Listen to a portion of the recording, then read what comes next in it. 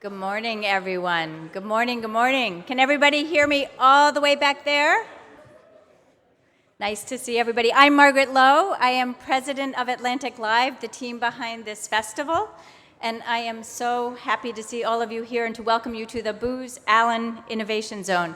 We've actually lovingly called this venue the Tent.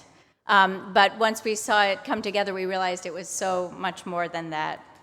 So here in the Innovation Zone this week, we're going to tackle some of the most pressing issues of our time, and we're going to begin with this session called With Great Power, Technology and Policy at the Crossroads. And the title really says it all, and there's a lot to talk about this morning. I think it's fair to say that many of us share a kind of reverence for the visionaries, from Thomas Edison to Henry Ford to Steve Jobs. We know that these great innovators transformed our lives, from the printing press to the light bulb, the automobile, the personal computer, the internet, smartphones, and now artificial intelligence.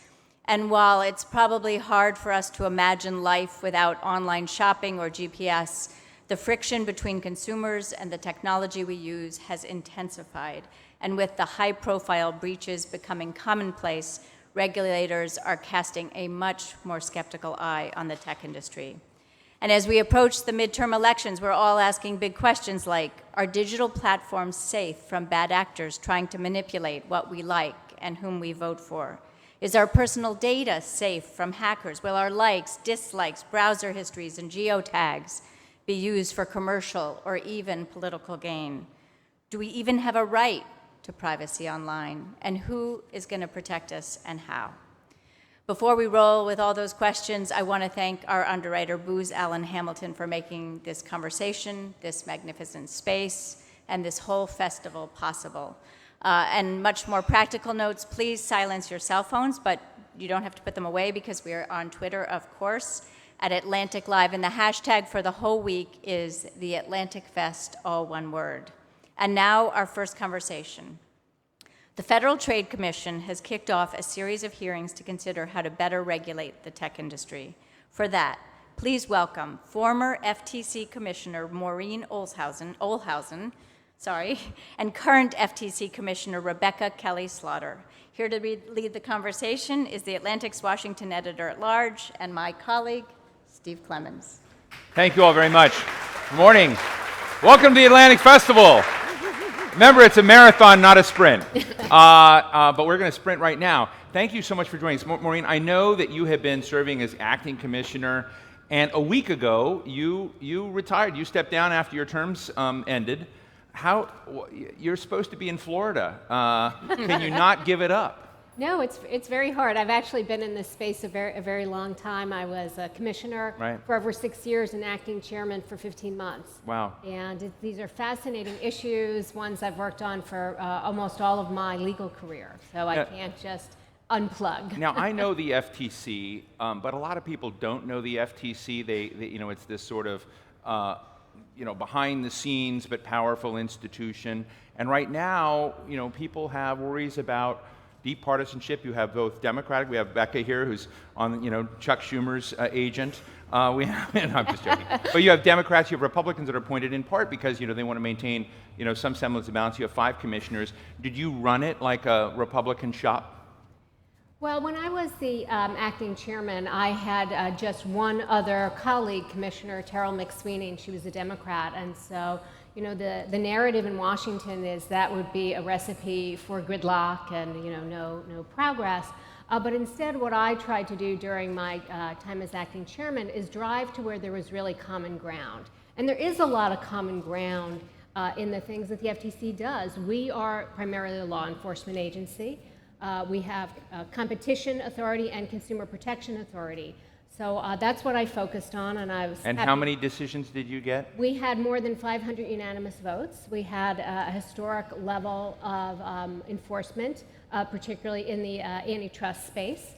And I think that shows that having a clear idea of what the agency's mission is supposed to be and what its goals are and what we're trying to achieve in enforcement. There ought to be like a big banner, like 500 wins. Right, yes, in the hall. exactly. But, and we did disagree occasionally, but Right. when we did, we were transparent about it, and then we moved on to the next thing. Becca, maybe I can ask you for a moment. You're commissioner there now. I think Margaret Lowe set up very nicely some of the tensions that are coming, talking about technology, privacy, the kind of, if you will, the consolidation, if you will, of some power. What are the kinds of things that you as an agency right now are dealing with? Yeah, I think we're at a really exciting moment in economic history in America. I think it's a very exciting time to be at the FTC. Just right when she left. Yeah. We did overlap.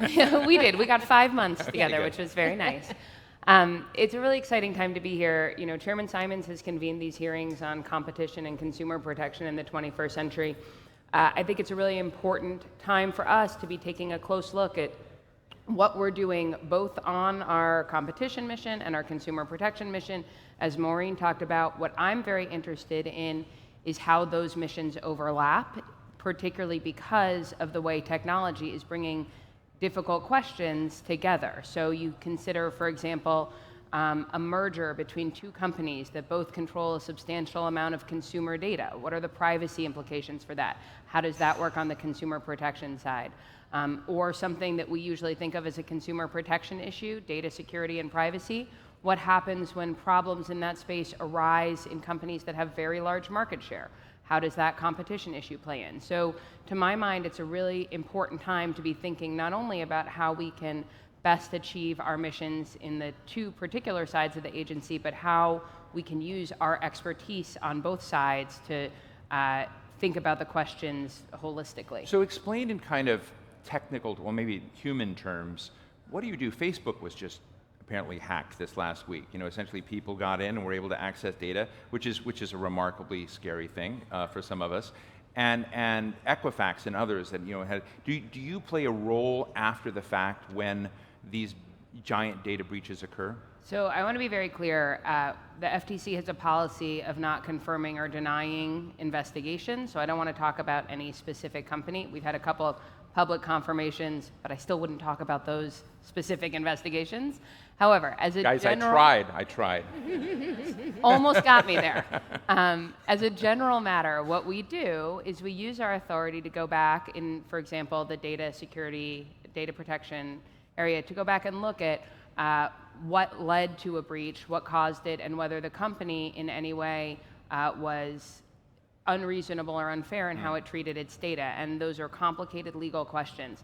But listen, at the end of the day, we can bring enforcement actions, and we do. And under Maureen's tenure, they brought a number of important data security and privacy investigations. But it is a fact that these breaches keep happening. So I don't think anyone would say, and I'm certainly not going to sit here and say, that our ability to go back after the fact and investigate is an effective deterrent to keeping data safe and data secure. Bipartisan commissioners for many years have talked about the need for more authority for the FTC to better prevent data breaches by giving us some rulemaking authority and giving us civil penalty authority. Most people don't appreciate or understand that unlike many other federal agencies, the FTC can't just issue new rules. We don't have that general rulemaking authority the way it is constituted for other agencies. We also don't have fining authority. We can't, for the most part, with few exceptions. We can't just say, you did something wrong, we're going to penalize you with a big fine. We have to be able to tie any monetary remedy to redress of specific harm. That is valuable and important in many cases, but also limits our ability to carry a very big stick and deter bad action. Maureen, do you agree that you would like to see the FTC get more rulemaking authority, more civil penalty authority? So I agree that I believe we need it in the area of data security and breach notification. There's a reason the FTC is designed to have this more limited authority. It's because we have a very broad statute.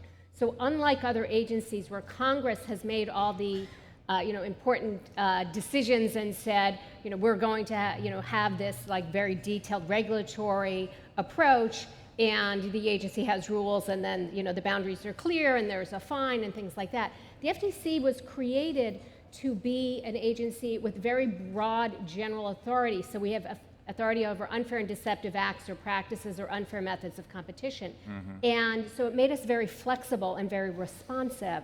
But the kind of counterweight to that is, like, a company may not know right off the bat what's going to be considered unfair, what's going to be considered a violation of the FTC Act. So Congress created us with this more general authority with a lot of flexibility, but the idea that we wouldn't get like a fining authority until it was a lot clearer where the boundaries are. So for example, in areas like the Children's Online Privacy Protection Act, COPPA, Congress laid out the parameters for the FTC, gave us streamlined rulemaking authority, and we can get fines. And I think that is an appropriate way to look at these things, where the boundaries are clearer, the decisions have been made, what's a violation and it's not a violation, and the FTC then operationalizes that, has a rule, brings an enforcement case. So I think it makes sense for our general authority to be tied a lot more to the redress, to the harm that the practice may have caused,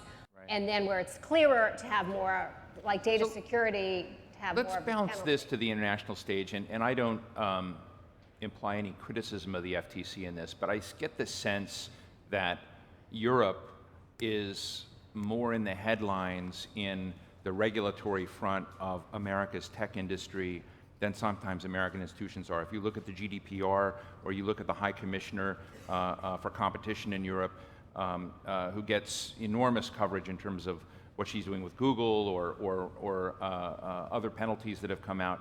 And I'm just wondering if you think right now Europe is setting the standard for looking at these regulatory things and we're catching up, or is that a mistaken impression?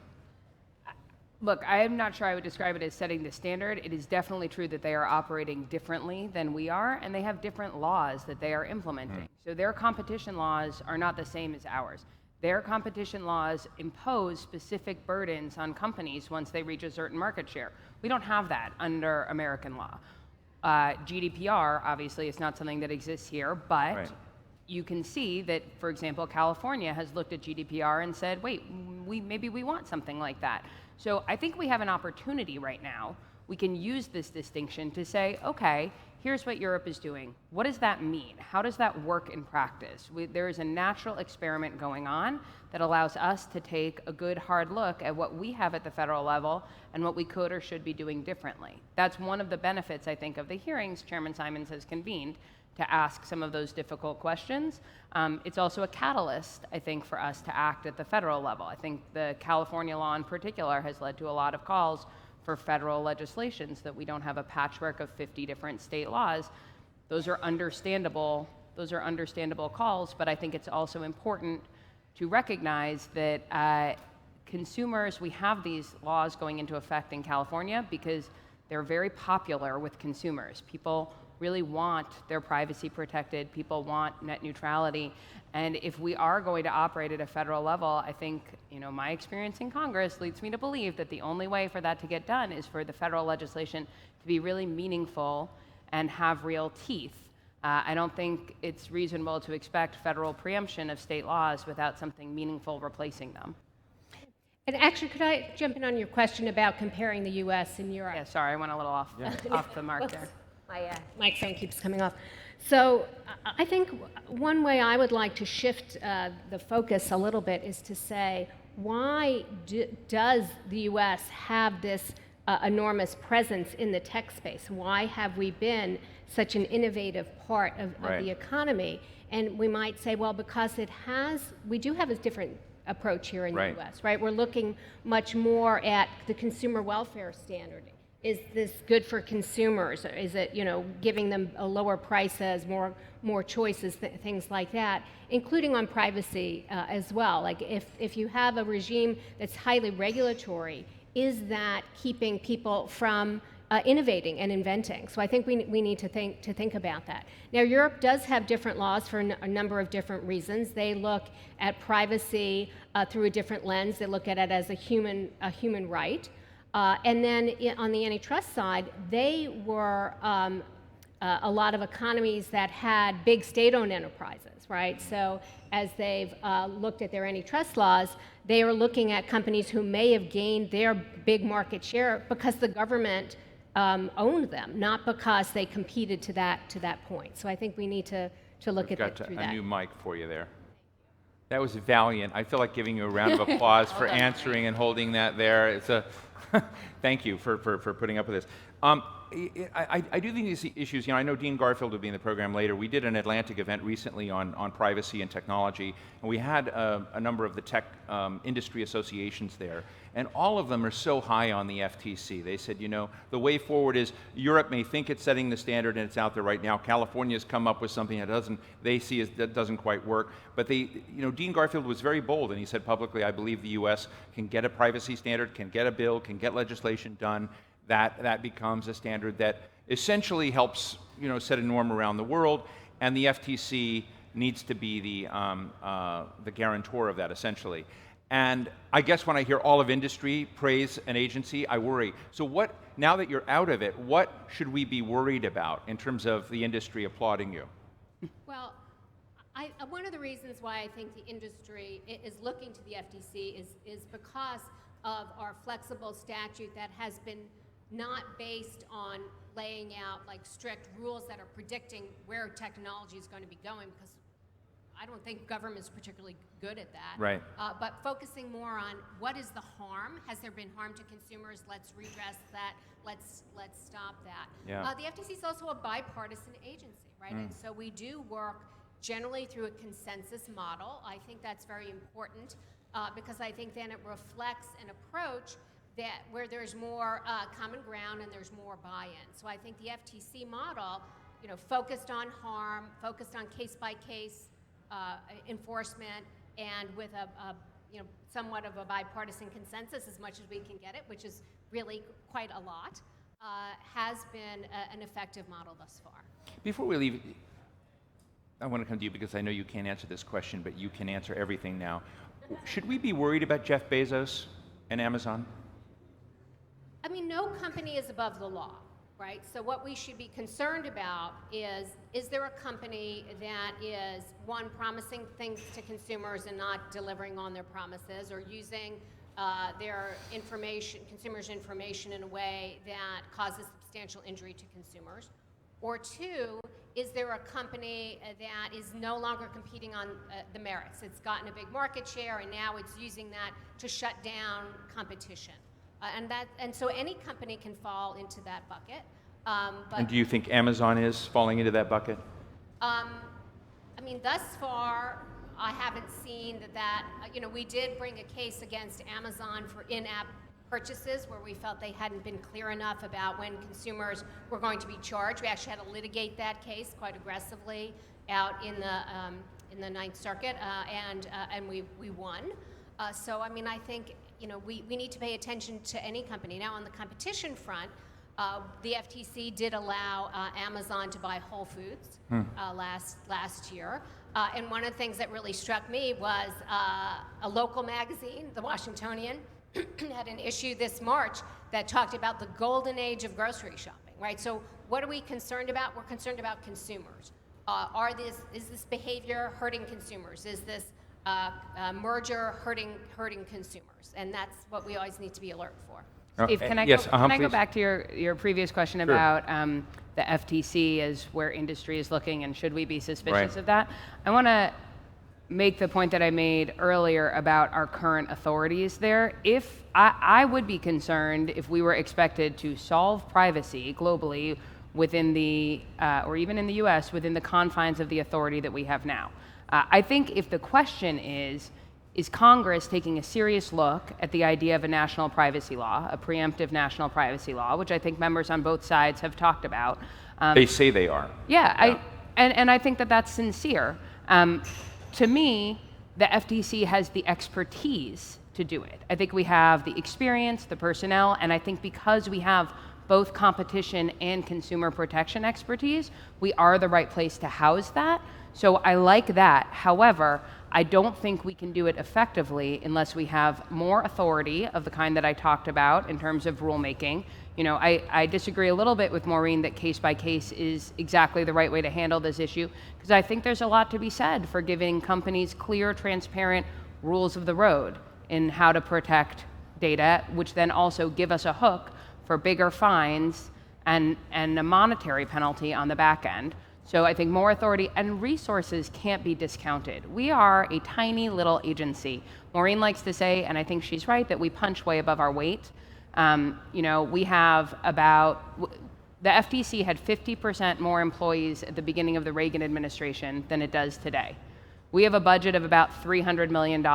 Just last week, we returned $500 million in one day to consumers, paying them back for how they'd been scammed as part of a payday lending issue.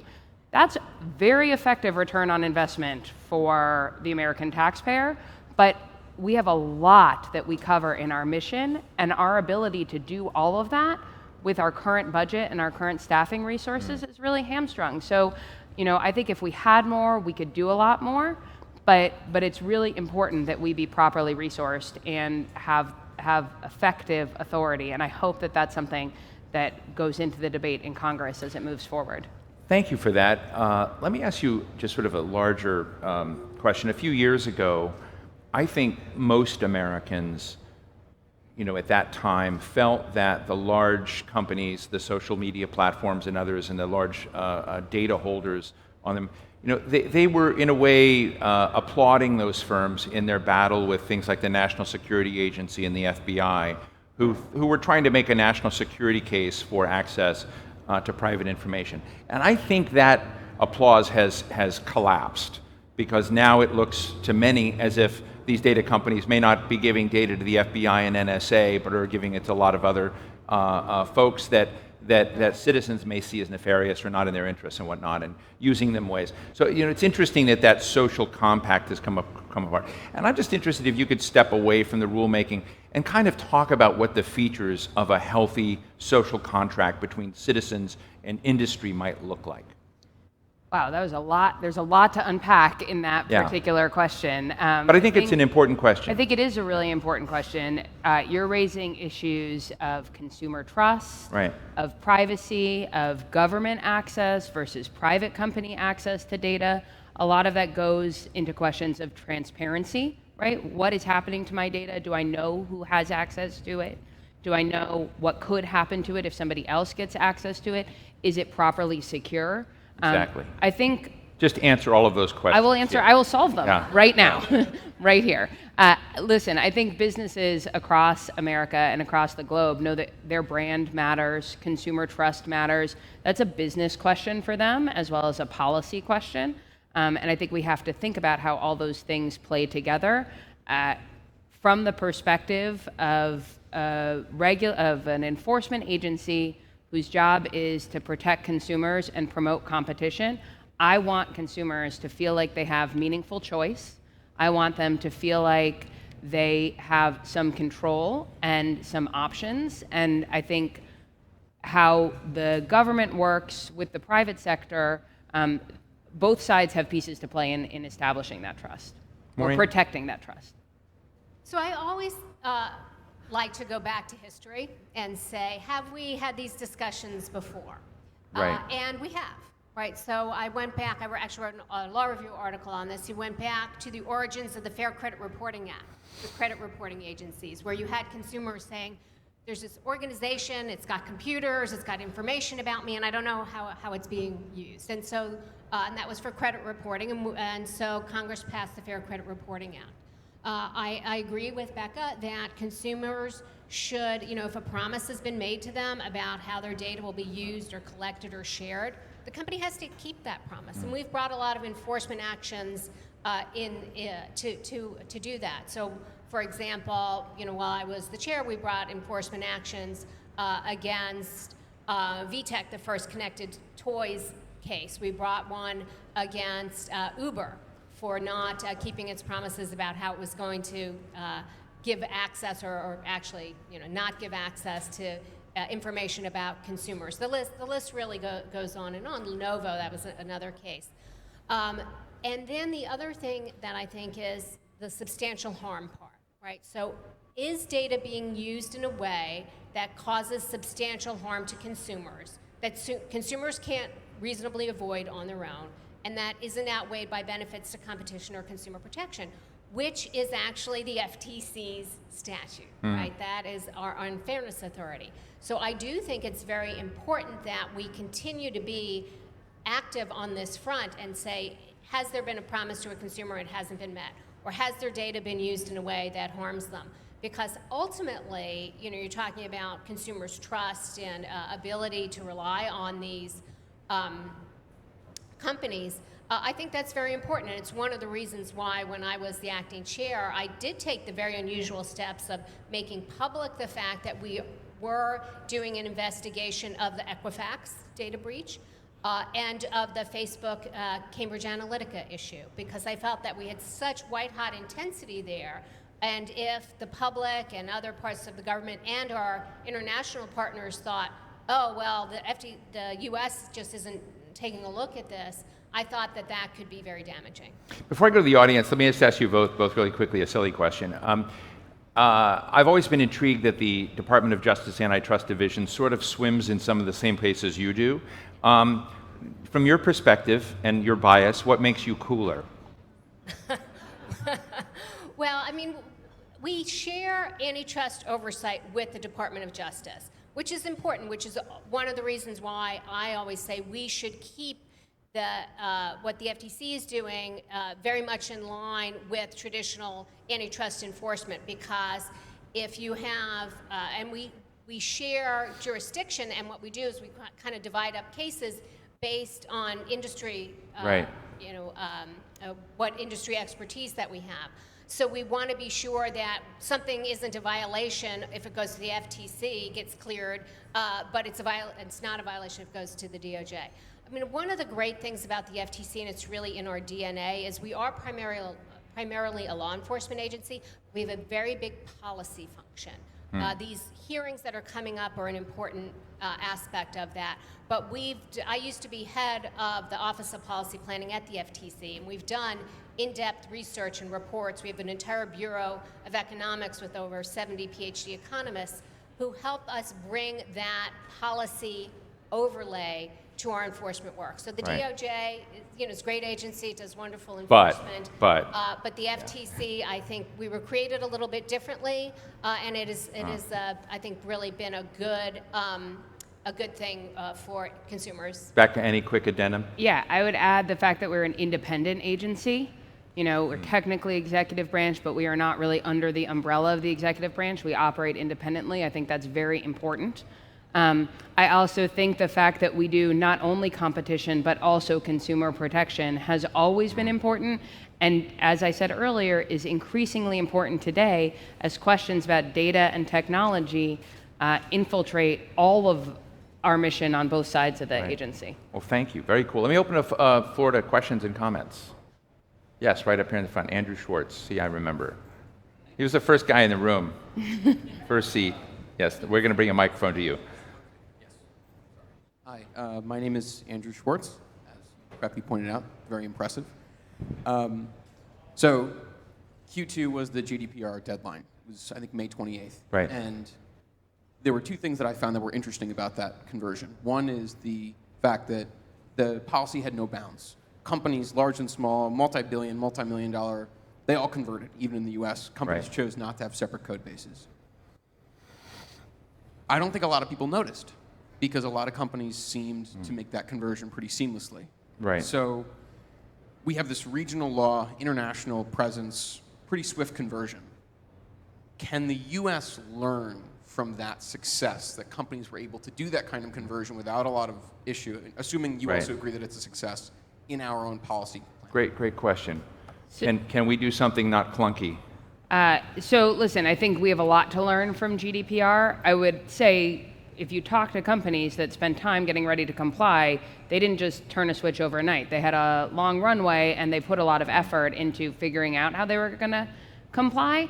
I think, I don't know, personally, I have experienced a lot more click-through consent on post-GDPR, and I query whether that has the kind of meaningful transparency that it was intended to have if you're just always clicking accept, accept, accept to move through. But it is a great example of how we can learn from what they're doing to figure out if the US is going to do something, what would we want to do the same? What would we want to do differently? Are there problems that were unanticipated in the development of this law, which again took a lot of time and effort to put together? And I think we experienced the implementation as overnight, but that's not how it happened. You want to comment, Maureen?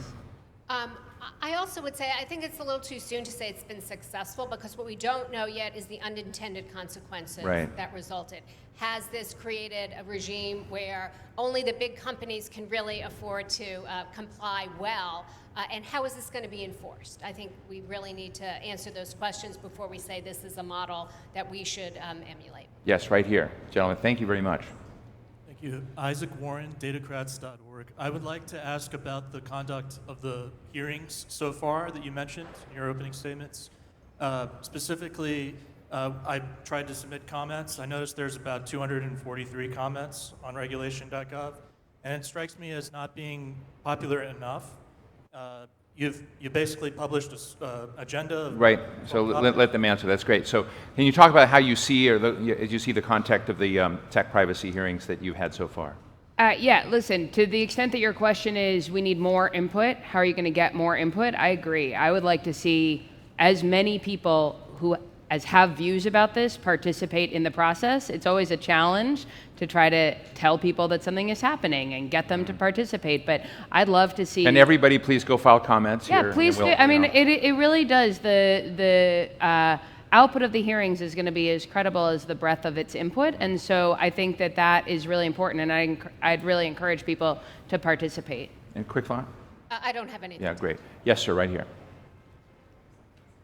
Yeah, hi, Tony Cherry, and this is meant to be a neutral question. I'm just curious, though, how many computer scientists or data scientists are employed by the FTC as you're looking to establish policy over highly technical areas? So that's always a really good question that we get, and it's we have a few. We at different times have had a chief technologist, but one of the things that we do is we use experts. Right. So, for example, if we have a case where we're looking at, did this company have, proper data security in place, we'll hire experts to do that rather than have them in-house. It's a lot like what we do. We do a lot of competition in the healthcare space. We don't have doctors on staff, right? We have experts that we call upon to provide that. I think we could use a little more technical expertise within the FTC. We have some in the Bureau of Consumer Protection, but I don't think that it's something that using experts, I think that works pretty well. Yeah, listen, I think we need more, right? We have, as Maureen mentioned, 70 economists in-house. We have an economist analyze every case we bring, consumer protection and competition. I think we could benefit from a similar model for technologists as more and more of our cases have a technology implication. Let me just, in wrapping up, ask you one final question. I use Amazon, Facebook. I love Facebook. I'm okay to say that. Twitter. Apple is in my pocket, and so all of the companies we're talking about have become very much a part of my life. In Europe recently, when I interviewed the commissioner for a single digital economy and very involved with the GDPR, I asked him, would you ever give birth to a Twitter or to a Facebook in a GDPR world? And he very honestly said, no, not likely. We need the United States to do that. You invent, we regulate. And I found it a very provocative statement. Is this on SIP? It was on stage in public, yeah. And no, was it Andres Ansip? Yes, it was Andres, who's Estonian. Yes. And Andres Ansip. And I guess my just final question to you is, do we run the risk of going too far as we think about regulation, that we end up undermining the ecosystem that gave birth to some of these companies?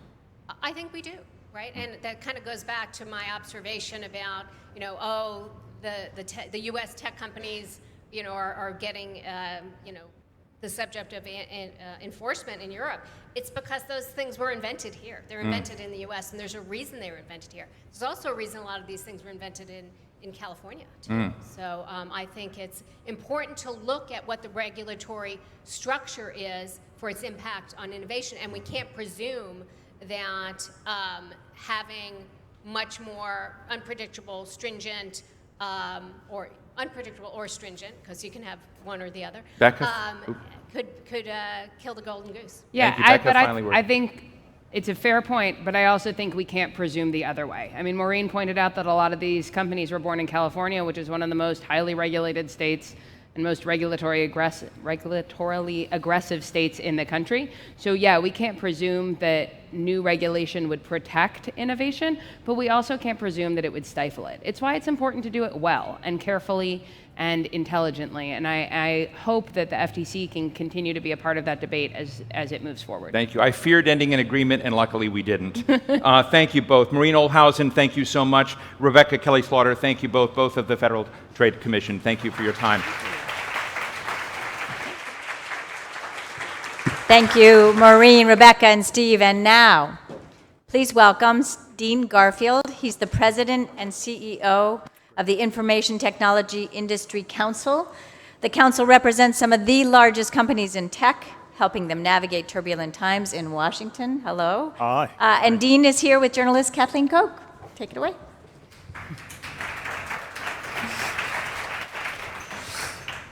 Good morning, everyone. Welcome, Dean. Thank you. Your organization is seen as basically the global voice of the tech sector. So I'd love for you to help us understand the sea change that we've seen, particularly in the United States. So with tech companies recently who, for years really fought the idea of any government regulation whatsoever. It's not necessary. It's going to crush our ability to innovate, to where now so many are not only embracing the notion, but they're actually calling for Congress to act. What happened? I mean, was it GDPR? Was it California's Consumer Privacy Act that made tech companies realize that this is inevitable? I think it's less about California or GDPR than just a recognition as we grow up and become more immersed and more an integrated part of the broader economy. We require greater responsibility on our part. And so I think it's a recognition of that, and also a recognition that we have an important role to play in shaping whatever happens on the policy front. I've heard some say if you don't have a seat at the table, then you may be on the menu. Is that it? That's absolutely right. And we want to definitely avoid being the menu. Well, do you feel in any way that the tech sector bears some responsibility as far as having brought this in some ways on themselves by not having enough of a culture of public interest, being really good stewards of Americans' privacy data? I would say that it's hard to make global statements. We've certainly made mistakes. I think a number of our companies have owned up to that. We're not perfect. In fact, our companies are driven by human beings and so suffer from all of human fallibilities. I think there are plenty of companies, and I would say overall, who are committed to getting it right. And engaging on the policy front is a part of getting it right. Now, what percentage of your member companies are in the EU? I would love to know how they're adapting to GDPR. How is that going? I would say 100%, because all of our companies are significant size and global players. And so I would say our companies have made the investment in order to comply with the rules that are in place in Europe. Those investments were incredibly significant. And how it all plays out is to be determined. It's still early days yet in the implementation of GDPR. There are things that are working well, and there are some challenges. What are those? Well, one of the challenges is actually both commissioners were talking about the importance of technical competence. I think there was a question from the audience about that. And when you look at the guidance process in Europe, you see that it's devoid of technical expertise. And so that is one of the challenges. Additionally, though there are principles that are strong and appropriate in Europe, it's heavily process-laden. And we can get into the principles that make sense and that may make sense for the United States as well. I do worry that those processes will lock out small businesses, medium and small businesses from innovating and creating the next, you name it, Amazon, Google, Facebook, Twitter. And so that's something that we're absolutely keeping our eye on. Well, while we're picking apart laws, what about California's law? Now, we know it doesn't go into effect until 2020, but what did they get right and what did they get wrong? I think what they got right was the idea that we have to give users greater control. There's the need to create agency, and you can use technology to be able to do so. So I think that's right. I think what they got wrong were a number of things. One, in not recognizing that technology can be a part of creating agency, and so the definition of personal information is so broad and is that it will capture everything, including information that may otherwise be in the public domain.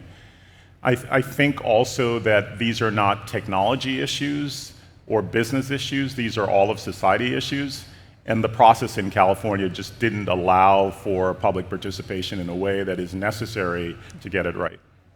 And so they didn't. So does your organization then support the need, excuse me, in the United States for our own sort of GDPR? I would say we support the need for rules of the road. I wouldn't necessarily tie it to GDPR. For our purposes and what we think, it's important to have legislation, a framework that's interoperable, not just with Europe, but with the rest of the world. And so we shouldn't ignore what's happening in Asia. Asia has something called CBPR, another group of acronyms, that really gives a primacy to the transfer and movement of data across borders, which actually was included in the new NAFTA announced yesterday. And so there are elements that we can pick up from around the world, and I think that's a part of what makes the United States different, is to be ingenious and creative and build on what's been done before, and we should absolutely do that in the policy realm as well. So if you could create the US's national data privacy policy, what would it include? If only we could. Go for it. Well, I think what I alluded to earlier, so CBPR, the idea of having cross-border data flows be something that's given primacy. And they're doing that well in Asia. Yeah, absolutely. In most of Asia, China is a bit different and problematic in that respect. GDPR, the focus on giving individuals agency, the idea that the use of data should be lawful, fair, and transparent. I think those things should be done well. There are things that are maybe uniquely American that I think are worth consideration as well, integrating science into how we advance and leverage and think about privacy, so making sure there's the opportunity to do research, just a broader consideration of the entire ecosystem rather than focusing on one segment or the other. I think that's something that's been done well in the United States, and I think Europe could benefit from it as well. And what about items that they have in the GDPR, excuse me, like the right to correct or the right of erasure over all your data? I think that it is perfectly appropriate to figure out the right tools for giving agency to individuals. So whether that's correct or delete or port, I think all of those things are worthy of serious consideration. And I think ultimately a strong legislation in the United States should integrate those concepts. Now, as far as the enforcement body, I mean, we were listening backstage to much of the discussion here, and I thought it was very interesting when Commissioner Rebecca Kelly-Slaughter, it sounded like she was at a job interview. We have the expertise, we have the experience, we have the personnel. Now we need the money, and we need the authority. Yeah. So I do agree. Should they be the cop on the beat?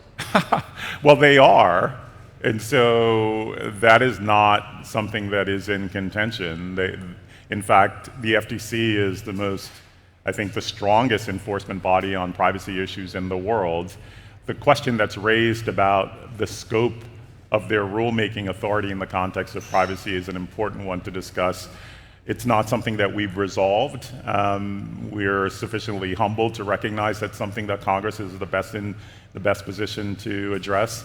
I do think on the second issue that the Commissioner raised on creating capacity and providing resources to the FTC is absolutely essential. And so whatever is done here, that should certainly be a part of it, including making sure they have the technical expertise to get it right. What about the innovation question that has come up and continues to? Would a nationwide data privacy law hurt companies' ability to innovate, or would it in a way actually end up giving them more stability and certainty? If it's done right, I think it would actually create greater stability. It would create a level of certainty. When the way we live our lives is, I literally was in China maybe 10 days ago. I was in California 8 hours ago. And so we're moving across borders seamlessly, and the rules and protections like our technology should move seamlessly with us. And so I think if we do something that is truly interoperable, it will allow for that seamlessness, but we've got to do it right. But would it? And by the way, second, I mean, I know there's a lot of conversation around China. Is that where you were going? That's where I was go going. ahead. I was going to say, would not I that shouldn't not give answer an before you unfair ask. advantage to Chinese companies, where that country does not really have the same attitude on privacy, et cetera, democracy that we do? Yeah, I think actually what we'll ultimately see is that privacy and security are differentiated features on which companies will compete. And so rather than holding US companies back, I think it will actually be a benefit, a control feature, something that consumers look for and want and potentially search out and pay extra for. And so I think privacy will actually be a competitive advantage for companies that end up embracing it. Do you think if we get it right that our law could be the benchmark for the rest of the world? Absolutely, without a doubt. As I travel around the world, I, in spite of GDPR, hear from companies and countries all around the world looking for guidance and looking for the United States to get in the game. To lead? Yeah, and to lead, absolutely. And a recognition that it's early days yet. When we think about the integrated circuit, it was brought into the market in 1958, I think, and the first computer was brought into the market in 1980. And so we're already talking about amazing innovations like artificial or natural intelligence, but it'll be a while before the full deployment. And so if we get this right, we can set the stage for really amazing innovations. That was where I wanted to go next. He's reading my mind. This is crazy. AI. No. You're not supposed to look. What do you think? What can we be doing? What should we be doing to ensure U.S. dominance with this fledgling technology? Because right now, I mean, I understand we're sort of neck and neck with China, but the prediction, it was a recent congressional report found that they're going to be surpassing us in the money, the R&D that they're spending on AI within the next year. Yeah, so three things come to mind. One is the real investment in R&D. Two is a recognition that it is not a zero-sum game. So it's the juxtaposition between China and the US, I know, is interesting, but for most companies, they're partnerships across borders in multiple countries, and so it truly isn't zero-sum. And then one of the things I think that is unique about this country is the way in which the private sector, public sector, and academia will often work together. And so I think that is an opportunity here. And I guess I'll add the fourth, which is China came out with a national AI strategy. And we don't, we don't have one, correct? Yes. Well, there's some debate about that. When they came out with their strategy, what ultimately happened is it focused the attention of all the key agencies in China and most of the provinces, and so they started investing heavily. At the end of the Obama administration, they put out a strategy, an outline of a strategy, and that's why there's some debate about that. There are companies and organizations like ours that have been pushing the United States to do the same, and it's been a bit slow, but last week they actually announced that and raised the question on whether they should, and from our perspective, they absolutely should. The US needs a national strategy around AI as a way of focusing attention and mobilizing resources. Now, you have come out with your own set of AI policy principles. Is that something perhaps the US should be looking at then?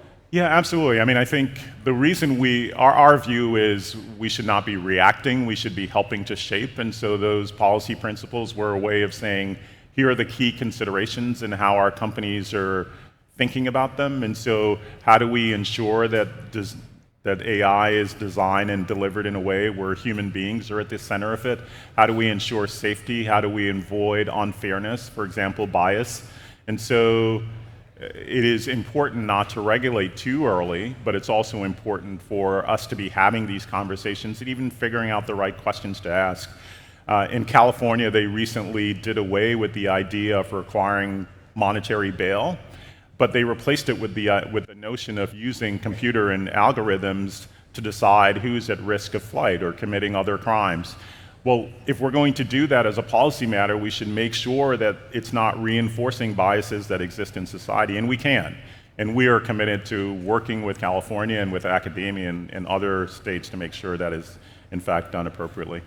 Fascinating. Let's talk a little bit about cybersecurity. What are your organization's greatest concerns when it comes to where we stand today in cybersecurity? And what Internet of Things? I mean, as more and more, I mean, our refrigerators, our cars, everything is connected to the internet. I know it offers us a lot of convenience, but does it also make us very vulnerable? It does. You know, when you think about the idea of everything being connected, literally everything, so we've got these tables in front of us, the notion that they would be connected and interconnected with us is awesome, but awe-inspiring and also maybe a bit intimidating. I think the vulnerability is to make sure that we are recognizing that cybersecurity is not an endpoint, it is a process, and so we have to think about this over time as being resilient and creating redundancy and an ongoing process where we all have responsibility. And so But are tech companies really building that security into each of these devices?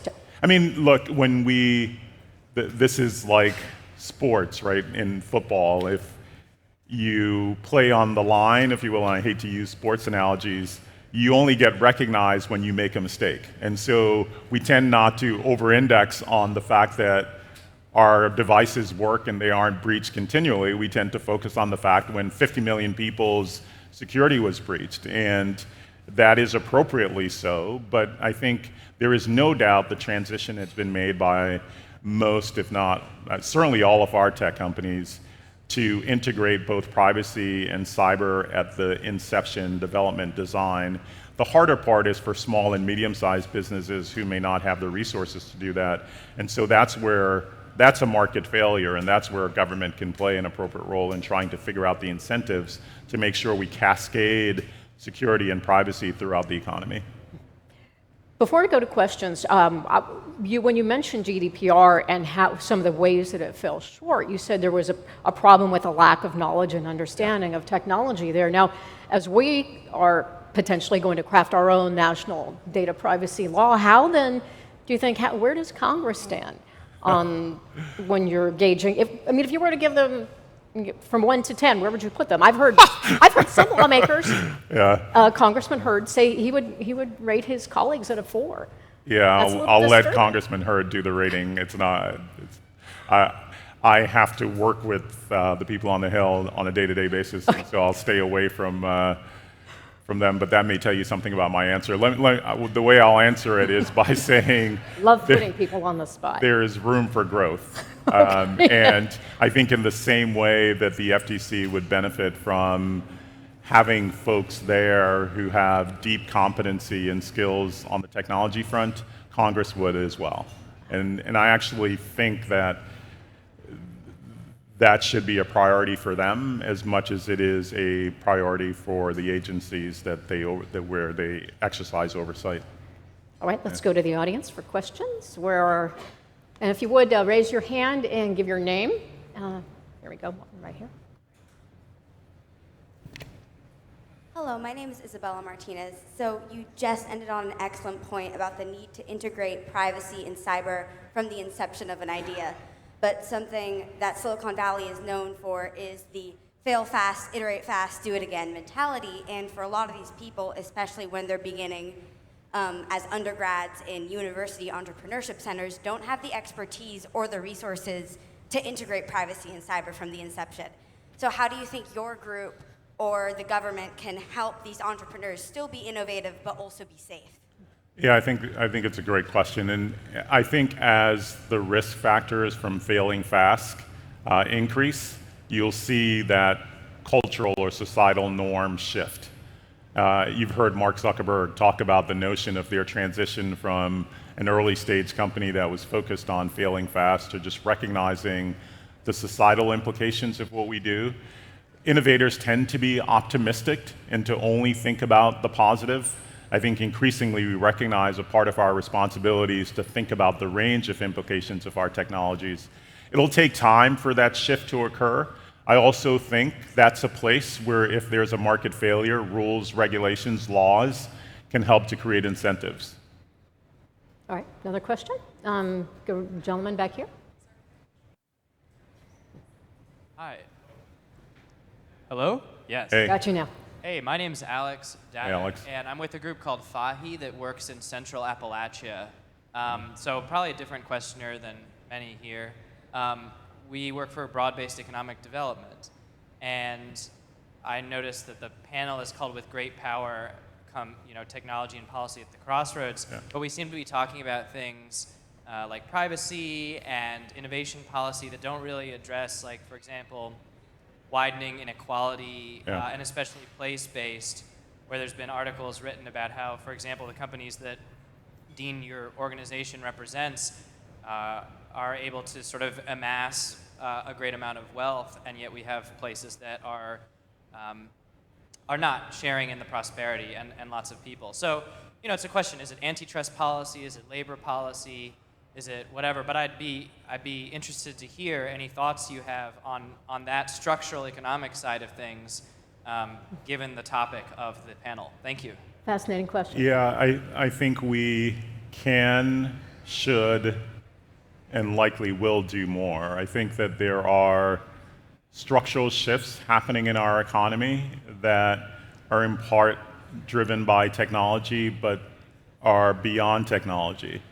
And one of the things that our organization is actually doing is really studying and looking deeply at that issues and sharing with our companies the steps that we think need to be taken to try to address it. So access to broadband is in many respects like access to electricity. If it isn't broadly distributed, then as a society we fail because that benefit will not reach the communities that don't have access. And so what can we do to help incentivize that in partnership with government and academia? And that's something that we take seriously and are working hard on. All right, thank you. We have time for one final question. Keep it brief, right here. By the way, on the last question, my answer is not to suggest that two things. One, that we have it all figured out, or two, that we can do it by ourselves. I think there's a recognition that there is more that we should do and will do. And also that these are issues that really require all of us to be engaged. And so I found my answer to be a bit unsatisfactory because I've got 10 seconds and I'm going at it at a really high level. But if you'd like to talk about some of the stuff that we're doing at a deeper level, I'm happy to do that. We've got a whole initiative that we're working to advance with our companies that I'm happy to chat with you about. All right. Tony, Cherry, hey, real quick, first of all, nice comments. Thank you. If I would have asked the FTC people, does data or data science or the data about us need to be regulated, their answer would be, of course, because they're regulators and that's what they get paid to do. Let me ask you, though, as a technologist, the things that can hurt us are traditionally regulated. Speed, electricity, this, that, and the other thing. Data can hurt us bad. In your opinion, should data be regulated? The data about us and how it's used. I would say no, not data itself, but our interaction and behavior with data. And so I view it less about regulating data than regulating humans and the errors that we trying to avoid the errors we may make in the usage of data. I also think it's important that we not draw parallels to previous economic drivers. So data is very different than oil, for example, which is the thing that people most often tie data to, because it can be everywhere and nowhere. It is certainly a renewable resource. And so I think as we think about the regulation and how we create agency and empower people rather than disempowering them, it's important to recognize the differences in the economic engines that we're aiming to advance. Ladies and gentlemen, we're wrapped. Thank you so much, and Thank please you. thank Dean Garfield. Great question. ITI. Yeah. Thank you so much, Dean Garfield and Kathleen Koch. Next, we have a session which is produced by our underwriter, Booz Allen Hamilton. For that, I'm delighted to welcome Senior Vice President Dee Dee Helfenstein. She's part of the company's Strategic Innovation Group, and she is here with David Hawkins, a senior editor at Roll Call. Hello, hello. Yeah. Welcome, Dave.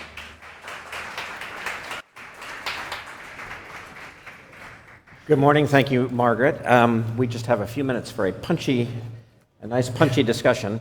So let me just set the stage here for just a second. So at a faster and faster clip, New technology is becoming integral to the world of work, but while the corporate world has become more mobile and interconnected and automated, you cannot say the same for the world of the federal government. Since a big share of government workers are dealing with highly sensitive, often classified stuff, protecting the data often supersedes the workers' desire for mobility and convenience. Federal productivity and collaboration get sacrificed in favor of stricter security, and demands for controlling sensitive and classified environments often translate into a lockdown and immobile approach to the federal worker.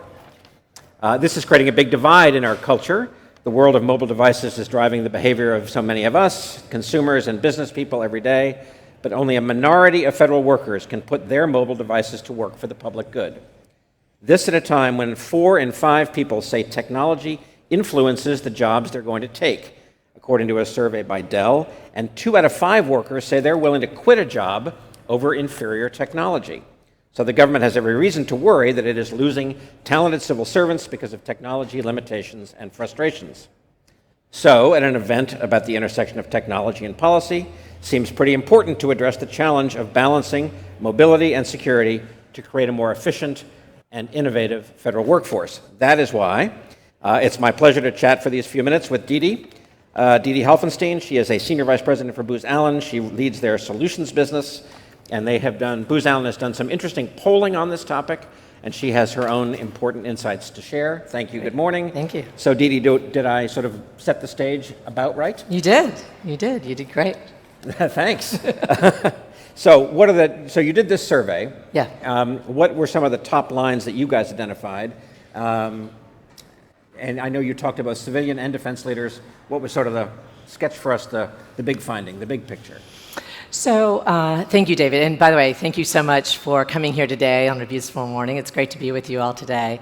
I think that let's start with the trends, right? What are some of the trends that we're seeing in the link between mobility and security? So first off, mobility is here to stay. And not only are workers demanding mobility now, but as the digitally native generations come into the workforce, the demand for mobility is going to ever increase. And so it's really important that organizations, federal governments begin to look at that intersection of what the workers need, as well as the cybersecurity concerns, and really look at a people-centric approach to that. As well as, not only are we seeing more demand from our workers, so as you said, not only did Dell do a survey where 82% of the respondents said that they would take a job based on the technology, but 42% that they would quit a job based on the technology. But in our own survey that we did of federal IT professionals, 93% said that mobility was one of their top concerns. And so it really is something that's at the forefront. But with that also comes the challenge of where's that balance between mobility and security. So that's one trend, Workforce is here to stay. The second trend is around the build-buy decision. Really organizations now, the rapid change of cybersecurity tools and solutions, it's changing so rapidly that in that build-buy decision, federal agencies especially are really looking now to do more of the buying of those cybersecurity solutions versus really custom builds. And so the ability for federal governments to rapidly acquire new solutions and to buy those is important. And then the third is around cybersecurity really being a strategic imperative. Right now, today, we have between 10 to 15 billion mobile and IoT devices.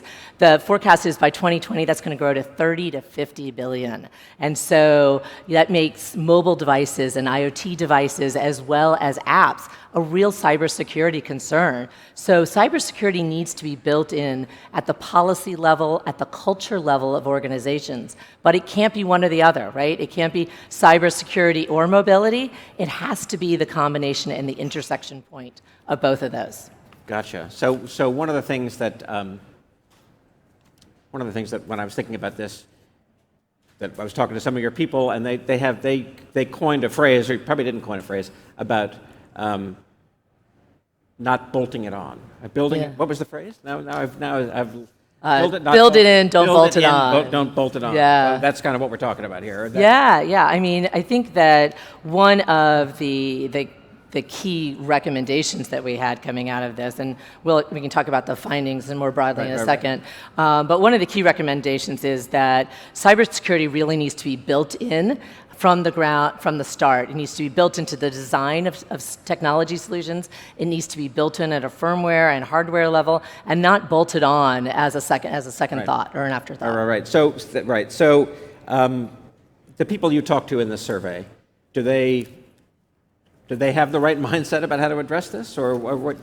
Yeah, I think they do. I think that, as we said, 93% said that mobility is a top challenge for their workforce and something they're interested in. But the other is that they recognize that mobility and the culture of innovation are really at an intersection point. Gone are the days of the corner offices and designated cubicles, right? And now organizations and the federal government are really looking to create open spaces and collaboration spaces. They have more workforce wanting to telework, and with that comes an incredible increase in collaboration and innovation. But it also comes with increased, challenges around mobility.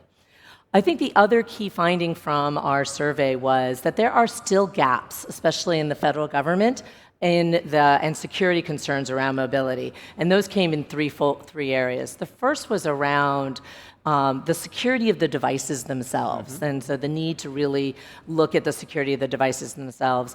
The second was around being able to enable security protocols based on different locations. And those different locations could be buildings, different security protocols based on different buildings, or different rooms inside those buildings. And so that's really important to a number of federal agencies, the ability to enable those security protocols in different spaces. And the third is around really the device location itself and being able to know where your devices are at all times and being able to turn them off at a firmware, hardware level. And 75% of our respondents indicated that they don't have that capability right now. So what needs to happen next? Yeah, well, I think that a couple of things. So first of all, there is no silver bullet, right? The rapid pace of our adversaries and the attack vector combined with the rapid pace of technology on the good side is really coming together. And so I think it is important for the startup community, disruptive technology groups, industry, and the federal government to come together to really look at solving some of these biggest challenges. And we're seeing that in the creation of government incubators, which are really bringing together these groups. But I think the other things, recommendations that we had, the first is we talked about build it in, don't bolt it on. The second is around that security and mobility don't have to be separate. They're not mutually exclusive. Right. I think often agencies kind of lean one way. They lean towards security over mobility. We see in the commercial space the lean towards mobility over security maybe sometimes, and those really need to come together and really be a part of the overall culture of the organization. I think the third recommendation is really around planning for the workforce of tomorrow. We've talked about the fact that we've got a workforce now that's demanding mobility, but we've got a digitally native workforce that's coming behind us. And the federal government workforce right now is aging. The average age in the top 30 tech companies is 32 years old. The average age of the federal government workers is 47.5. They've got an aging workforce, and really to attract the next generation, the mobility is going to be significant. And so thinking about how do they attract the next generation, thinking about planning for the technology that they need as well as the security that they need, and those need to be combined together. So final question, because the clock doesn't lie. Is this going to require the government to spend a whole lot more money, or just reallocate the money that it's already spending in different ways, or just a different mindset, or a bigger investment, or both?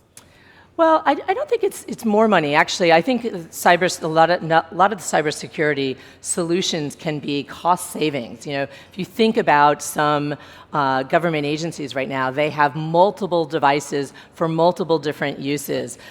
They've drilled out cameras, they've super glued items in the devices, and so the ability to actually have single solutions is important. And there are solutions out there in the market. But I think the other part is really to solve this problem, and we've seen this in the government incubators, GSA, 18F, HHS Idea Labs, the military incubators, bringing together industry, startups, disruptive technology, and the federal government to solve these problems is going to be critical. Thank you. That was too fast. I'm fascinated. I hope you all were too. Dee Dee, thank you so very much. Thank you so much. Thank you all. Thank you, Dee Dee. Thank you, David. Next, we have two people who spend their days focused intensely on all these issues. Tiffany Moore is Senior Vice President of Political and Industry Affairs for the Consumer Technology Association. Hi, Tiffany. Nuala O'Connor is President of the Center for Democracy and Technology. Hello, hello. And here to lead the conversation, my colleague, the Atlantic's Alexis. Hey, Alexis. Hey, Margaret. Hi, everyone. 50 years ago, the environmental movement coalesced to challenge some of the pros and cons of the industrial economy. American manufacturing had created this very affluent society, but there were some trade-offs to that. There were places in America on the rural fringes that were being bulldozed.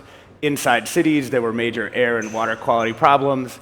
And people, I think, oftentimes can caricature what happened with the environmental movement as being just about sort of going green.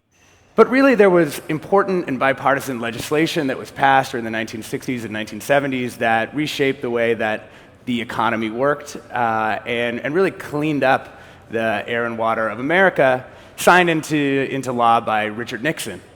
Right now, I think we're kind of undergoing a similar moment in the digital economy, where we're rethinking the kind of pros and cons of what we've built with the internet. So how do we balance this sort of growth engine that's in Silicon Valley with protecting people's privacy? How should companies engage with authoritarian governments that would like to use their software? And how do we sort of identify and remedy the externalities that come from the attention market? These are all things that are really actively under debate. And most of the time, we've been thinking about these things as kind of cultural or social things. People talk about being addicted to their phones. They talk about that we as a society have lost the art of conversation. But I want to think about that other part of the environmental movement, which was also about legislation and policy and actually changing the way the rules of the game worked. So I'm also old enough to remember just a few years ago, 3 or 4 years ago, when everyone said, Silicon Valley ignores the Hill. And now, of course, technology companies are some of the biggest spenders here in DC. So what changed? Well, I mean, I think a lot of it was the maturation of companies. And kind of as they developed kind of their businesses, they understood that they needed to have an eye toward Washington. And so you'll find that there are lots, the number of the tech companies have a presence here. And to an earlier point, it's an understanding that it's a partnership. As you develop products, it's important to kind of understand what the rules of the road are and to make sure that Washington understands kind of, what this innovation could do and how it can provide a positive benefit. That's one of the reasons why we try very best to bring policymakers to CES every year, so that they can understand how technology has the power to produce incredible innovation and improve lives, so that they understand that, while we do, in some instances, need to have some type of policy, that we have to make sure we're not inhibiting innovation that will definitely improve lives. Yeah. Well, you're right to focus on Washington, but I think we in Washington tend to think that's only where the action happens. I love your analogy about the environmental movement. I've been saying since I was at General Electric and at Amazon that, like, General Electric had to clean up the Hudson River 50 years after its predecessors had polluted it, so the tech industries need to think about their environmental impact, and their environmental impact is data, is your data yourself. But I think the most important things happening in data and privacy in this year all happened outside of Washington. Cambridge Analytica, the GDPR in Europe, and the California privacy law are creating a perfect storm of impetus to make things really happen. We've been predicting a privacy law, and we've been advocating for privacy law at the Center for Democracy and Technology for almost 25 years, since the dawn of the commercial internet. I think it's really going to happen. Huh.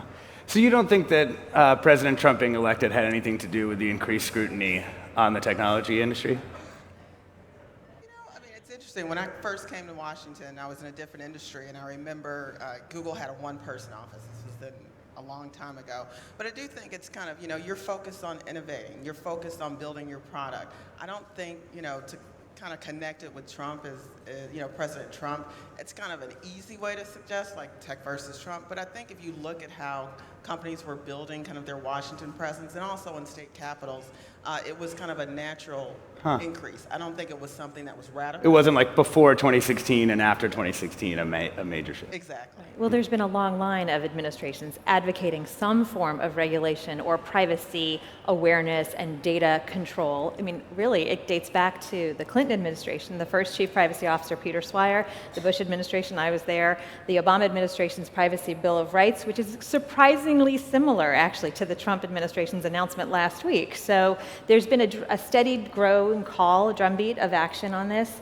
Whether it's personality driven, I'm surprised actually at how many big things in life are personality driven, but I am happy with the outcome if we get rules of the road for all companies to deal with individual data responsibly and respectfully for individual consumers. And I do think it's created a conversation around data-driven innovation and the importance of data.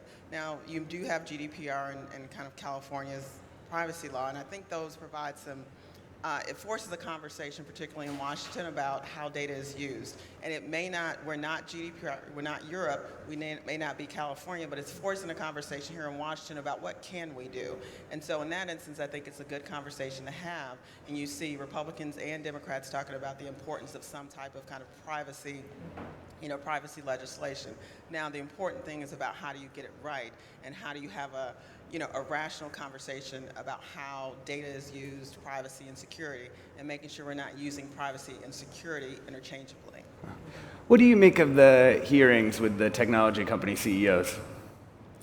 It's a great day when every CEO says, yes, I will endorse some form of legislation or regulation of data as one of the fundamental drivers, as you point out, of the information economy.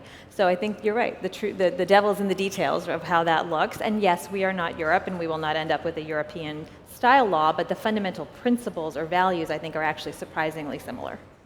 And I do think while the hearings were illustrative on the CEO part and also on the part of policymakers and kind of their understanding of technology. But I think the important work happens not at those hearings. It's, the real work is about, wouldn't say behind closed doors, because it's all about, transparency. But again, quiet conversations about, being very open about asking questions about how data is used, how, data-driven innovation kind of improves lives. And even if you look at kind of GDPR, I was actually in Europe when it went into effect, and I noticed that there were websites I couldn't access. And if you think about it, particularly from a small business angle, now a lot of the websites, the big companies were able, big media companies were able to manage that transition, but for some of the smaller newspapers or smaller websites, they couldn't, and so they were basically kind of off the internet if you were in Europe. And so I think we need to be careful about a one-size-fits-all approach, and I think what we're experiencing in Europe, and then what the potential we have to experience with California's law, is that it's kind of a broad brush and kind of a one-size-fits-all that may not necessarily address the issues in such a kind of broad industry and how data is used. Yeah. I know people in DC worry a lot about regulatory overreach, which I feel like is a term used here like 10 times more than everywhere else. Are there like specific pieces of the regulations that we're currently working under that you would get rid of, that you feel like have been a regulatory overreach? Well, the missing link here, or the difference between our US regulatory framework and basically every other economy in the world that has data, is that we have a sectoral approach, right? So we've got health and kids and sex and finance, but we've got huge gaps. And the point I always point, and I shouldn't criticize the wonderful people at Fitbit because we've actually done some great research on their data usage, but Fitbit is a perfect example of a gap.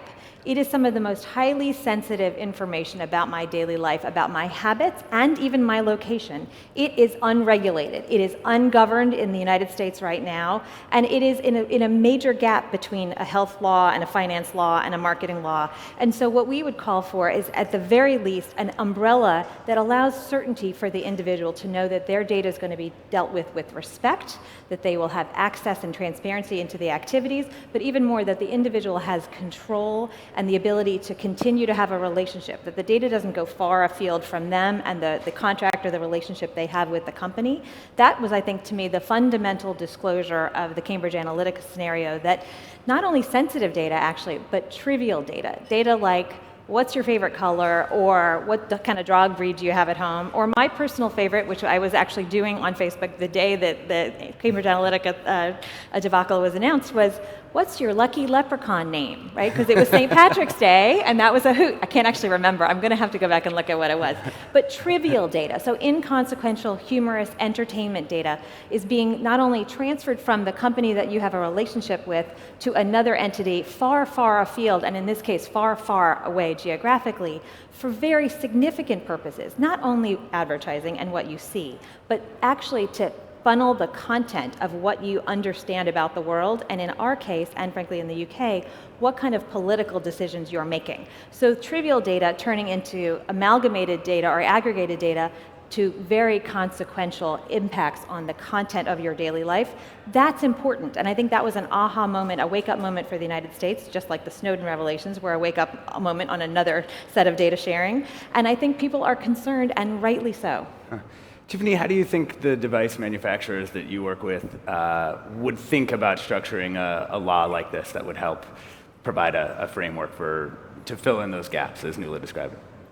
Internet platforms and kind of device manufacturers, I think the important thing is that it can't be necessarily a one-size-fits-all approach. The type of data that you use on your Fitbit is very different than the data that's used on, an app, a flashlight app, or a calculator app. So I think, the understanding that has to have some flexibility, and I do think that industry can play a role. One of the things we did at CTA is our health and fitness technology division. We created kind of industry agreed upon privacy principles about how data is used, how you communicate that data to consumers, and making sure that they understand how it's used. And that was an industry-driven approach as opposed to a top-down government approach. And so I think the important thing is that industry is part of those conversations, and what the NTIA is doing right now, kind of focused on privacy. It's kind of industry-engaged opportunity to talk about what some kind of guidelines or at least guidance would be. But I do think we need to make sure that while the emphasis is on the larger companies, the smaller companies that will possibly be hit, particularly if you look at California law, kind of the definition of small business, whether that threshold and how that includes startups. Again, the larger companies they have chief privacy officers, they have legal departments, they have incredible teams that can help navigate that world. But if you're looking at startups and you're looking at how do you get to the next Facebook, the next Twitter, or kind of the next big internet platform, would that be possible in a world where kind of this permissionless innovation that may not necessarily be a buzzword now, but it did create an opportunity for us to have a benefit of free services, email services. So we need to make sure that we're not inhibiting that type of growth and innovation in the future. Is it possible we should inhibit that kind of growth and innovation in the future? Well, when you use your environmental analogy, you think back and say, oh, so it's okay for a small company to pollute the environment, but not for a large company. So I think this is actually setting rules of the road that are, I take your point about the cost of burden of regulation, but if they are baseline rules that everybody has to play by, large, small, no sector-specific exceptions, if they set a level playing field that provides certainty not only for the individual citizen, consumer, customer, but also for the companies, that these are the things we value. These are important to respect dignity in the digital world, and we think that the cost of data breaches, but also of the misuse of data, of the excessive use of data, is so great to our society and to our individual personhood or dignity. I think that some reasonable amount of cost is reasonable to bear. Yeah. And I think there's a clear opportunity with Congress. Again, Democrats and Republicans have, decided that this is an important thing. But we've been trying to do something like this for a very long time. And it's not easy. That's why you haven't gotten to a data breach notification law. That's why you haven't gotten to kind of a consensus. And to the extent that there could be some serious conversations about what to do. Again, with the hearings, it was kind of, every member wanted their opportunity to ask a question. We'll go with that generally. But when are we really going to have a serious conversation of what that legislation would look like, and how do you account for flexibility so that it doesn't inhibit? Why has that been hard? It doesn't seem. I mean, it would seem like the companies that you work with and would be the ones who would make it hard. So if you think, it's been this external force, it's like, who's blocking that kind of legislation? I think a lot of it is kind of, the education and understanding how technology is used. Like, there have been, proposals on the Hill that you can't use GPS data.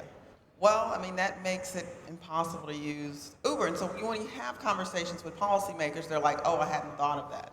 But, not being able to use GPS data for, any number of apps on your phone makes them generally unusable. And so making sure that, well-intended, that they understand the consequences. And those conversations continue, but kind of, we're moving, the speed of technology is moving so fast that even the bills that were introduced, say, the beginning of this Congress, were not necessarily account for kind of what's coming. I want to talk a little bit about what data is used for. I want to talk about algorithms, understood kind of broadly here. And one idea that I've heard a lot, and I've just been kind of like out talking with people, they're like, oh, you read about technology? Well, I have an idea about technology. Lots of people are like, well, why isn't there something like some agency out there that can actually audit the way that data is used, the algorithms, something like in between a National Institute of Standards and Technology and like an FDA, somebody who could sort of certify there aren't like discriminatory outcomes of this algorithm, or yes, this self-driving car camera algorithm can pick up pedestrians. Do you see any need for that kind of agency, or is that already something that can be dealt with in some other part of the government? Well, you've picked up such an important theme, which is the lack of real technological expertise in many parts of the government that seek to constrain or regulate. We have the Federal Trade Commission. It is actually a very good enforcement agency when it takes action. It's got limited resources. Somebody was pointing out on my team this morning, there are exactly 60 people working for the FTC for the entire United States of America to enforce privacy and data harm. You've got NIST and other technical standards bodies. You have very little technological expertise in Congress, not only in the membership, but at staff level. We are encouraging and trying to help place technologists in those congressional offices, at the Federal Trade Commission, at other agencies. But your point is so well taken that there's a disconnect. And I really want to point everyone to the thing that I think reveals the fact that there is a lack of technological expertise in a number of enforcement agencies, and that was the Volkswagen situation of a year ago. I don't think that got enough attention. I know it got front page, New York Times and Wall Street Journal and that sort of thing as a systemic black swan risk for that company. But it really provided me the insight that state, federal, local agencies that regulate technologies embedded in our daily lives, in our houses, in our cars, in our schools, do not know and cannot interrogate the algorithm and the technology and the devices themselves to find that kind of disparate impact, to find that inequity and inequality. We have a tool on our website because we're a nonprofit. We give it away for free. I really think we should monetize it, candidly, but that helps companies, and really good companies have come to us and have said they're using it to question their very internal operations of their devices, of their decision making. But you've nailed it. It's not just the data, it's the decision that matters. And people are being discriminated against in ways we don't even entirely understand because we can't see inside the black box. Yeah. Well, and on a safety level too, like around robotics is something I've been thinking a lot about, because out in California, what came out during the regulatory proceedings around self-driving cars was that really there was no way for the DMV, the California DMV, to interrogate the way that these algorithms work, because what were they going to do? These are incredibly complicated systems. They didn't have anybody on staff who had even remotely the kind of experience, let alone the time and all the resources to go do that kind of investigation, to be like, are these cars safe to be on the road? Instead, we put them on the road and sort of hoped. I would, if you look at self-driving vehicles, it's still kind of years out, and I think we will kind of innovate, well, to the extent government can innovate toward how to address those issues. I don't think we're there yet. We're still a couple of years off, but I do think we can't, miss the important opportunity of how many deaths it will reduce for self-driving vehicles. And so while we need to pay attention to these issues, let's not move from let's not operate from a space where we're trying to prevent it. It's like, how do we allow this innovation to help save lives, but at the same time making sure that there's a protocol or a process by which to do that. Yeah.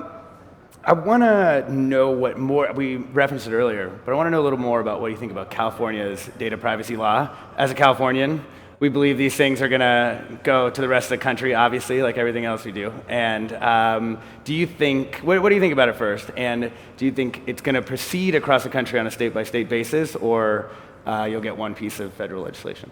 Well, I think it's an incredibly well-intentioned piece of legislation. It's probably one of the best things I can say about it. Listen, I think at its core values... It's not a very good thing to say about it, you know that. Listen, there are lots of people complaining around the edges. I actually think it's a terrific moment for the United States, and it is data breach version 2. Data breach version 2, the data breach laws started in California, and with our friend Deirdre Mulligan, who is now at the Berkeley ICE Information School, where you are, and it was a good example of beware the unintended consequences, because as Deirdre Mulligan, a CDT founder and former chair of our board, said, we didn't think people were going to focus so much on the notice. We really thought they were going to focus on the remediation and the cleanup of the security of the systems internally, so they never had to provide all these notices that we are now all fatigued about getting. But it is true we don't have a federal data breach law. We have 50 state data breach laws now. And so companies, good companies, are trying to comply with all 50 at the same time. I would argue certainty for the companies and certainty for the consumers would be better to have one omnibus law, but we're not certainly going to weaken what is already there. Similarly, you've got California data law, and it is already spreading like wildfire. We have gotten calls from a dozen state legislators saying, how do I do that in my state? And so there will be differences, there will be disharmony, and I think that's why you also see companies come to the table. Can I take a couple of questions? Yeah, so now I'll just add, I think an important thing to understand about California was the process. And so similar to Congress, it's not good to legislate in times of crisis. And I think the legislation was passed to prevent a ballot initiative. And it's not, and I think even those who wrote it will admit that there are issues, there are concerns, they're going to have to go back, there are things they need to fix, there are definitional issues. And so, I think it's important to kind of appreciate that process wasn't one that was probably the most thoughtful, and even the legislators will admit that. And so we have opportunities to kind of improve upon the law, but again, I think when we go forward, particularly at the state or federal level, that we need to, kind of not be rushed, kind of like appropriations or something, because that may not necessarily create the best policy in the end. I thought the line around here was never waste a good crisis. Wasn't that the... Oh, I like that. Sorry, go ahead. I like that. Brogan Inkstead, the Chair Tough Group. Just a quick question on the Cloud Act, obviously one new piece of legislation from this year. Just curious about your viewpoints on it. Obviously, it's sort of supported by both tech and government. Obviously, it's a different perspective here. On the changing jurisdictional issues around data, where data is controlled, where it's housed, just your perspective on it. I think CDT did not support the Cloud Act, although we worked very hard and very closely with a number of members who were supportive, because we felt there weren't enough adequate human rights protections in that. But I do, of course, also understand the need for companies to respond to legitimate law enforcement. We want those requests to be narrowly tailored, narrowly scoped, and with due process to the individual. So I don't think it's the last we're going to see of that issue globally, right? As data moves faster and more globally than ever, and it is less clear to the individual where their data rights extend to and where their data literally and figuratively is. So I have this phrase I use at work, which is the digital self, that I have rights in my data no matter where it is. I'm giving my voice to you right now freely. You're going to quote me or not or whatever. But I have ongoing rights in my identity and in my work product, my communications online. The Supreme Court in the United States has upheld that in almost every tech case, and CDT has been an amicus in almost every tech case in the last decade. So the Supreme Court matters, and that's all I'll say about that. That is all the time we have. Thank you so much to the both of you. Thank you. Thank you, Tiffany, Nuala, and Alexis. And now for a view from the Hill. For that, please welcome Congressman Ryan Costello. He's a Republican from Pennsylvania. Congressman Costello sits on the House Energy and Commerce Committee, which is confronting all the big tech issues. Back to lead the conversation is Kathleen Koch.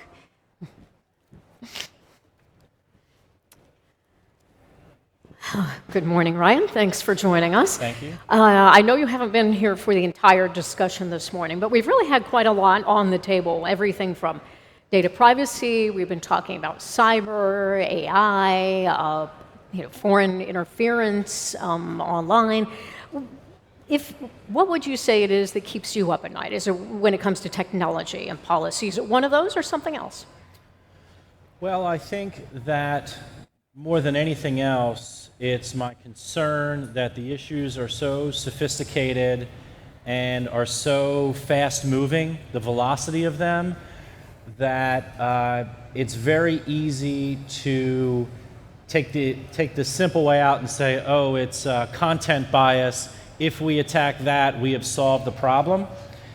Because I think it's much deeper, I think this month's edition of The Atlantic really speaks to it, and that is, it's really driving a wedge in our political culture, and it's multifaceted, and it doesn't lend itself to an easy answer. And so the complexity of it, in a period of time where there's such a short attention span, both in our body politic, as well as the other number of issues that our legislative body has to deal with, I don't want to say it's insurmountable, but what keeps me up at night, if anything keeps me up at night besides my children, is the fact that it's really, really deep and very difficult. Do your colleagues get that? Do they understand how tough this is going to be? Well, I think that the politically correct answer is yes, but I also think that the blunt answer is if we are not empowering our regulatory agencies to be somewhat prescriptive and out in front of this, then we're not going to get it right. Because this is not, and I know we're going to have a more in-depth discussion on this, this is not a set of issues that if Congress gets really smart really quickly, Congress can solve them, right? I mean, it's beyond any legislative body because it's so fast-moving, because it involves so many different parts. Let's just go through some of the issues. For instance, let's talk about Facebook.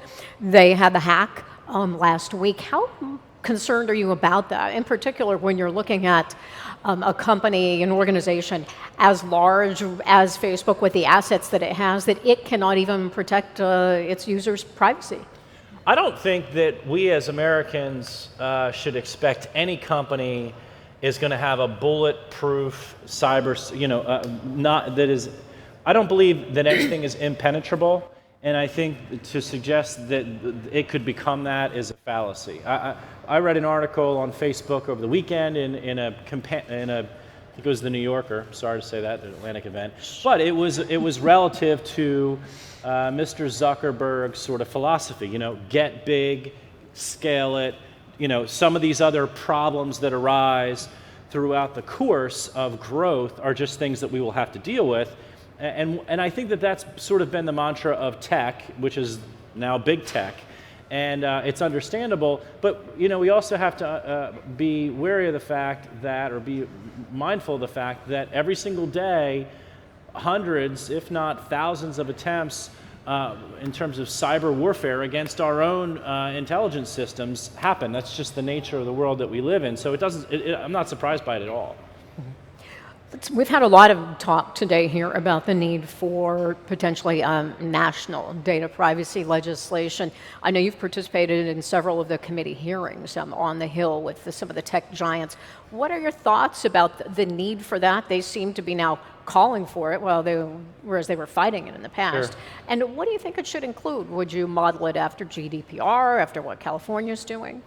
Well, I do think that it's needed. I think Senator Thune has come out with a set of priorities. I have something here, the New America Foundation, which leans a little left, did a very, very exhaustive analysis on the principles that should be laid out in a regulatory framework.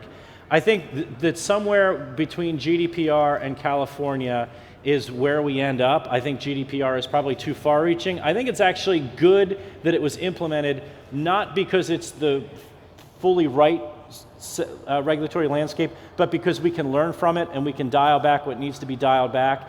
It's very clear to me, though, that you're going to need preemption, so we can't have states enact their own laws and assume that attorney generals across the country Losing your mic. yeah, I am losing. Sorry about that. Are going to be able to grapple with this. So, and the other thing that I would say that I think would be very, very helpful is if we take from these priorities and actually lay out what the legislation looks like so we can compete on that. I've seen,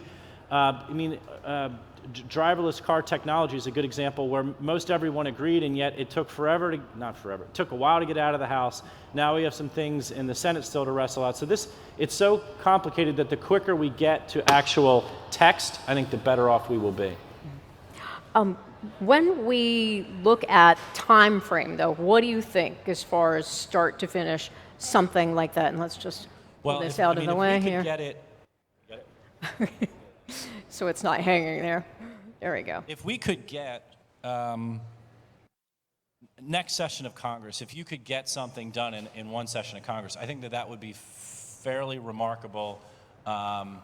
Signed into law. I think that would be a very, very big deal. And remember, something else that we may talk about momentarily is then when you get 5G and what sensors are going to do in IoT, data privacy and what that privacy entails is actually going to probably look different than the kind of data privacy we're talking about now. What we're talking about now is I don't want anyone to know what I searched for on the internet or my consumer behavior.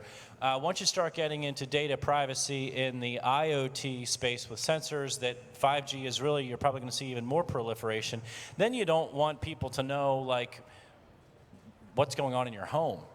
Right. It's a whole different world of data privacy. Is there pressure, though, you said the next Congress, does something have to happen before California's law goes into effect in 2020? Is that the clock that's ticking? What I think is ticking is an opportunity for a lot of big tech who's now has to comply with GDPR for us to do something less than that, but which is yet substantial so that we know the rules of the game. I actually think that a lot of vertical companies off of big tech who are going to be engaged in tech are going to need to understand the rules of the game so that their products, and even those that are, manufacturing the microchips, et cetera, so that everyone, we don't have legacy technology and legacy products that aren't able to comply with whatever privacy legislation ultimately becomes enacted.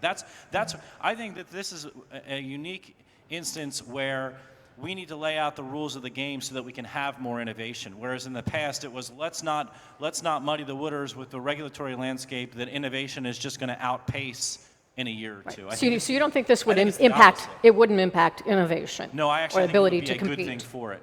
Okay. You were talking a little bit about Internet of Things there for a moment, and that kind of takes us, it's privacy, but it's also security. How concerned are you about that our companies today designing with privacy in mind from the start enough? Well, on the cybersecurity side, I'm extremely concerned, and I wish I had an answer for it. It is well beyond any member of Congress. We're talking about the actual software engineers that build these defense systems into products and into the technology itself. I simply don't have a good answer for that, and that's where I think the regulatory agencies have a say, but this is where the industry is going to sink or swim on its own. Nobody cares more about the cybersecurity than the industry itself. Let's go back a little bit to some of the big tech companies. Are you confident that they're doing enough in some of these areas as far as content and keeping tabs on their content better than they have in the past? We're talking about stopping foreign governments from buying divisive ads or creating fake accounts and bots that really are trying to sow discord and influence U.S. politics. No, I'm not. I think that they've been slow. I think they'll acknowledge that. But I would also say that we're our own worst enemy. And I think there's more trash on social media generated by Americans against one politician or another political party than anything that's happening on the outside. So I think we do it to ourselves. We create very negative feedback loops. The incentive structure for our serving in politics right now speaks to the divisions in our country. I mean, you do not get rewarded for compromise. You don't get rewarded for being civil.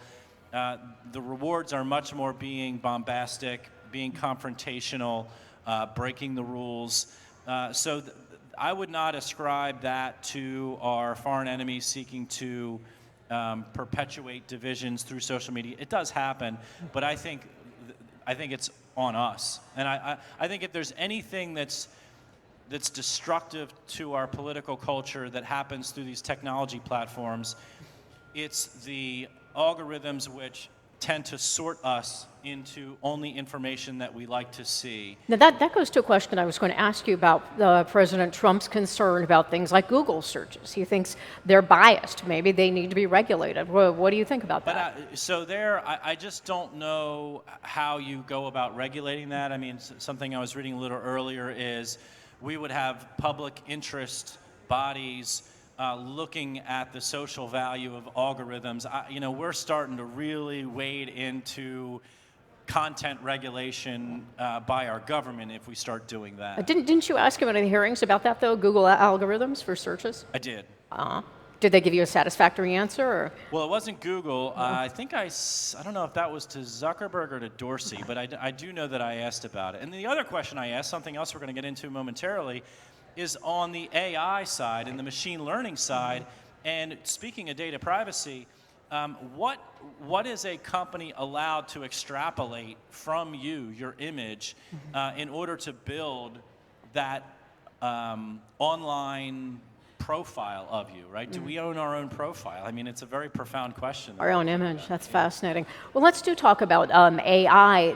The former head of Google China, Kai-Fu Lee, made a recommendation last week that the United States double our spending on research and development of AI. Otherwise, he says we're going to be left behind by China. What are your thoughts on that? Well, I think he's right. And I also think one of the articles in the Atlantic this month was right on point about the following. We have assumed that liberal democracy, and by liberal democracy, not Democrat democracy or Republican democracy, but just liberal democracy in the political, philosophical sense of the word, is going to prevail, that we will endure, that we will outlast, that we are right relative to other forms of government.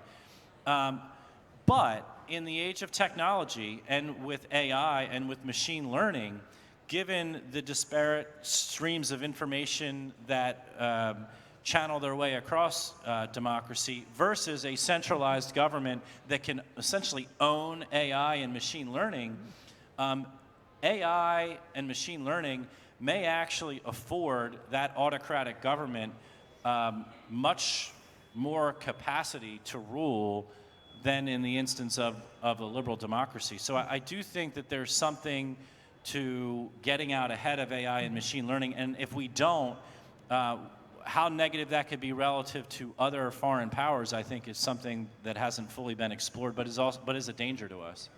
I want to take time for questions. Anyone have one? Raise your hand. Otherwise, we will just forge onward. All right, we'll keep going. On AI, I did want to ask, the United States doesn't have a formal AI strategy. China does. Europe does. Is that a concern that we don't? I think it is, but I also think that that's where the leaders in private industry should be the ones that lean in and help us with that. And finally, you are one of the more tech-savvy members of Congress. Do you think your fellow lawmakers are ready to step up to the plate when it comes to regulating, this very complicated mix, privacy, security? I think that if members keep an open mind and trust the experts on what the regulatory agencies need, I mean, a lot of this is enabling legislation so that the FCC, FTC, some of the White House, Department of Commerce agencies have the capacity to do what they need to be doing. that's more important than anything else.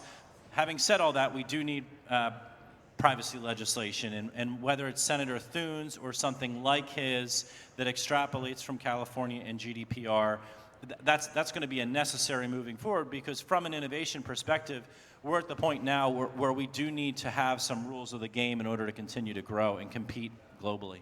And one item that I think you were saying you thought needed to be included, is that the ability of erasure or correction of your data? Is that something that needs to be part of it? It is. What that looks like, I think the right of erasure, correct. And that's GDPR as well as data portability. Those issues, I've seen them laid out by a number of different thought leaders in terms of concepts that need to be addressed in the legislation. I think we need more people laying out the legislation so that we can find out who agrees with who. The final point that I would make is we also need to make sure that when we're enacting tech policy, we're not just doing it for big tech, because we're at a point now where some legislation actually ends up being a barrier to innovation, and it only big tech are the only folks in town that can actually afford to comply with it. All right. Congressman Ryan Costello, thank you so much. Thank you. Appreciate it. Thank you, Congressman, and thank you, Kathleen. This conversation this morning in all its complexity was the perfect way to begin the festival. Thank you to Booz Allen for making this possible. Thank you to those of you who stuck it out with us. I think it's clear that people love the back of the room, which is so lovely, when I totally understand. The main stage of the Harmon, 2 o'clock, Hillary Clinton, be there. Have a wonderful morning.